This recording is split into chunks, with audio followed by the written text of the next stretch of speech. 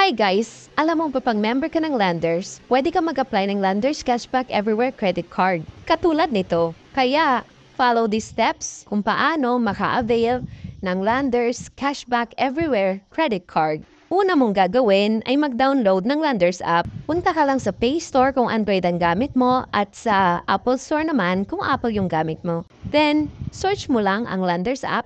Tapos, i-download mo na din yung app. Pag ma-download mo na ang Landers app sa phone mo, kung hindi ka pa member ng Landers app, mag-sign up ka muna for membership gamit ang Landers membership card mo. After that, pumunta ka dito sa may membership para mag-sign up sa membership ng Landers Cashback Everywhere credit card.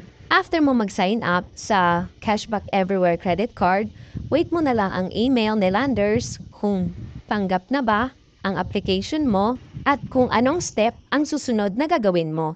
In my case, nakatanggap ako ng email from Landers na approved na yung application ko sa Cashback Everywhere credit card na in-apply ko. After that, pumunta ako sa Maya app para i-accept ang membership card na in-apply ko.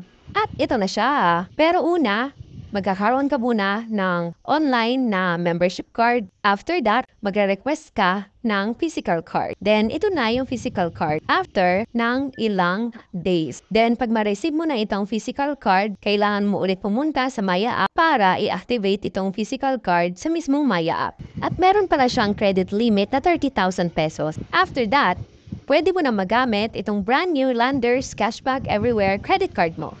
Just always remember, spend wisely para hindi ka malubog sa utang. That's all for now. See you in my next vlog. Bye-bye!